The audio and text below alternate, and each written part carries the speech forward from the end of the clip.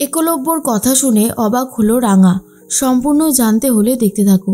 গল্পের শুরুতেই দেখা যায় রাঙামতি জিতেছে, আর এটা নিয়ে তো খুবই খুশি হয়ে গেছে প্রমিতা। প্রমিতা বলে, সত্যি কথা বলতে গেলে আজ আমার যে এত আনন্দ হচ্ছে যে আমি কাউকেই বলে বোঝাতে পারবো না। মনের মধ্যে অদ্ভুত একটা আনন্দ হচ্ছে। এর মধ্যেই একলব্য বলে, জানো তো মা, রাঙামতি প্রায় হেরেই গেছিল। রাঙামতিকে আমি বারবার শুধু বলে গেছি ও পারবে, ওকে পারতেই হবে। তখনই আক্কুর এই মনের জোর দেখে খুশি হয় প্রমিতা আর বলে, সত্যি আক্কু, আমি এটা স্বীকার করছি, রাঙার পক্ষে সম্ভব হতো না একা কিছু করা। তুই ওর সাথে যখন মিলিত হয়েছিস তখনই ও অনেকটা জোর পেয়েছে, তারপরে এত সুন্দর একটা ট্রফি জিতে নিয়ে এসেছে। সত্যি রাঙা, তোর কাছে আমি ঋণী হয়ে থাকলাম, কারণ আমি খুব করে চেয়েছিলাম তুই এটা পা। তখনই রাঙা বলে, তুই এটা কি বলছিস মা? আমি তো সব সময় চেয়েছি যে আমিও কিছু একটা করি, কিন্তু মাঝখানে তো বড় একটা দুর্ঘটনা ঘটে গেল। আমি সত্যি কিছু করে উঠতে পারতাম না যদি না উড়ানবাবু আমার সাথে থাকতো।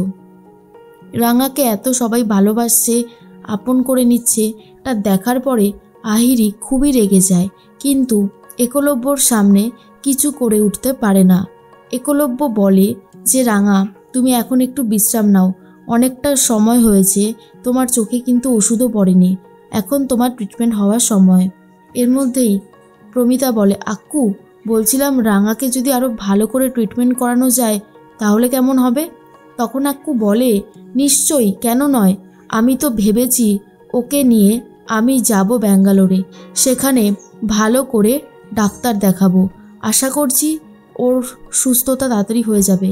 এরপরেই আহিরি বলে, তাই তুমি কোন ডাক্তার দেখাবে? তখনই একলব্য বলে, কেন, ওই যে আই স্পেশালিস্ট আছে না, তাকেই দেখাবো। এরপরেই আক্কুর কথা শুনে প্রমিতা অনেক খুশি হয়ে যায় আর বলে, যদি এটা তুই করতে পারিস তাহলে খুব ভালোই হবে, রাঙা খুব তাড়াতাড়ি পুরোপুরি দেখতে পাবে। এর মধ্যে রাঙা বলে, আচ্ছা দিদি ভাই, জামাইবাবু, ওদের তো কাউকে দেখছি না, ওরা কোথায় গেল রে মা? তখন প্রমিতা বলে, আর বলিস না, ওই যে পাড়ায় একজন আছে না জগা, ওরও তো ক্যাটারিংয়ের বিজনেস আছে, হুট করে সকালবেলায় বাড়িতে এসে পাঞ্চালি আর অঙ্কুরকে যা না তাই বলে অপমান করেছে আর ওদেরকে ভয় দেখিয়েছে যাতে ওরা ওদের বিজনেসটা বন্ধ করে দেয়। শোনার পর রাঙা তো খুবই রেগে যায় আর বলে, এটা কিন্তু একদমই ঠিক হচ্ছে না, আমি কোনোভাবেই এই অন্যায় সহ্য করব না। তখনই পাঞ্চালি বলে, রাঙা তুই এসেছিস, জানিস আমি তোর জন্যই অপেক্ষা করছিলাম। তখনই একলব্য বলে, দিদি ভাই তুই চিন্তা করিস না, তুই তোর বিজনেসটা নিয়ে এগিয়ে যা, তারপরে আমি বোঝাচ্ছি আমি কি জিনিস। এর মধ্যে অঙ্কুর বলে, খুব চিন্তা হচ্ছে জানো একলব্য, ভাবছি যে কি করব, বিজনেসটাকে কি ছেড়ে দেব? একলব্য বলে, একদমই না, কোনোভাবেই বিজনেস ছাড়বে না, আমি তো আছি।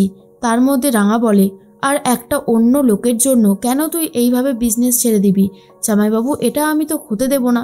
তখনই প্রমিতা বলে, আচ্ছা আচ্ছা হয়েছে, যা গিয়ে এবার একটু বিশ্রাম নে, এসব কথা পরে হবে। রাঙা তো ঘরে চলে যায়। আহিরি বলে, একলব্য, কাল সারা দিন তোমার ডিউটি আছে, এখন একটু ঘুমিয়ে পড়ার চেষ্টা করো, না হলে কিন্তু এরপর খুবই অসুস্থ হয়ে পড়বে। তখনই রাঙার জন্যই চিন্তা করছিল একলব্য আর বলে, আহিরি, কাল একটা কাজ করলেও তো হয়, কাল যদি রাঙাকে নিয়ে আমরা ব্যাঙ্গালোর চলে যাই, কাল তো আমাকে বেঙ্গালোরেই যেতে হবে, তো রাঙার ট্রিটমেন্ট আমি ওখানেই করিয়ে নেব, আমি না হয় ডাক্তারের কাছে আজকেই অ্যাপয়েন্টমেন্ট করিয়ে নিচ্ছি।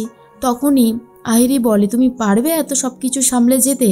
তখন একলব্য বলে, কেন পারবো না, রাঙার জন্য আমাকে এটুকু করতেই হবে। এতটা জেদ নিয়ে রাঙার জন্য সব কিছু করতে চাইছে একলব্য, কোথাও গিয়ে যেন এটা মেনেই নিতে পারছে না আহিরি। তার মধ্যেই আহিরির কথাই ভাবছিল একলব্য, আর বুঝতে পারে আহিরি এসবে অসন্তুষ্ট হচ্ছে। এর মধ্যেই রাঙাকে এসে বলতে শুরু করেছে একলব্য, রাঙা তুমি তোমার সমস্ত জিনিসপত্র গুছিয়ে নাও, কারণ কাল সকালবেলায় তুমি আমাদের সাথে ব্যাঙ্গালোরে যাবে। আর এটা শোনার পরেই প্রমিতা অনেক খুশি হয়ে যায়। প্রমিতা আর কৃষ্ণা দুজন মিলে রাঙার ব্যাগ গুছিয়ে দেয়।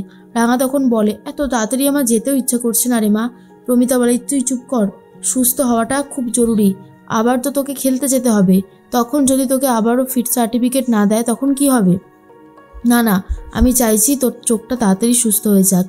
এর মধ্যেই জিনিসপত্র গুছিয়ে দিচ্ছে আর একলব্য এসে বোর্ডিং পাস দিয়ে যায় আর বলে, এই বোর্ডিং পাসটা যত্ন করে রাখবে, কাল কিন্তু তোমাকে আমাদের সাথেই বেরোতে হবে। সবাই তো চলে গেছে। এরপরেই অঙ্কুর আর পাঞ্চালি চলে এসেছে রাঙার কাছে আর বলে, শুনলাম রাঙা তুই নাকি কাল ব্যাঙ্গালোরে যাচ্ছিস, খুব সাবধানে থাকবি কিন্তু। এরপর রাঙা বলে, তোরা কিচ্ছু চিন্তা করিস না, সাবধানে তো আমি থাকবোই, কিন্তু আমার আরও একটা কাজ আছে। সেটা হচ্ছে তোদেরকে যারা এভাবে অপমান করেছে আমি তাদের কোনোভাবেই ছাড়বো না, তাদেরকে উচিত শিক্ষা দেব। এরপর রাঙা রাত হতেই পাঞ্চালি আর অঙ্কুরকে নিয়ে জগাগুন্ডার কাছে চলে গেছে। জগাকে গিয়ে থ্রেট করতে শুরু করে দেয় রাঙা আর বলে, এই যে তীরটা দেখছিস, এখানে ভালো মতন বিষ লাগানো আছে, এটা যদি তোর শরীরে ঢোকে তোকে এক্ষুনি শেষ করে দেবে।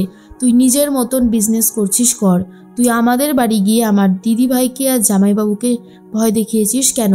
তোকে আমি ছাড়বো না। জগাগুন্ডা খুব ভয় পেয়ে যায় আর বলে, না না, আমি সত্যি আর কিছু করব না, আমাকে ছেড়ে দাও। তখনই রাঙা বলে, আমি তো তোকে ছেড়েই দেব, কিন্তু এরপরে যদি কখনো রাস্তায় ওদেরকে দেখিস তাহলে কি বলে সম্বোধন করবি? জগা বলে, স্যার ম্যাডাম বলবো, কিন্তু আমাকে প্লিজ ছেড়ে দাও। এরপর রাঙা তো ছেড়ে দেয় আর বলে, আমরা বিজনেস করব, তোর সাহস থাকলে আটকে দেখা। কখনো যদি দেখেছি গন্ডগোল করেছিস, ধর তুই এখান থেকে যাচ্ছিস, আড়াল থেকে এমনভাবে এই তীরটা ছুড়বো তোর বুকে লাগবে আর তুই শেষ হয়ে যাবি। এত কিছু বলার পরে ভয় পেয়েছে আর কিছু বলতেও পারে না। আর এদিকে রাঙা চেষ্টা করছে সবাইকে হ্যাপি রাখার।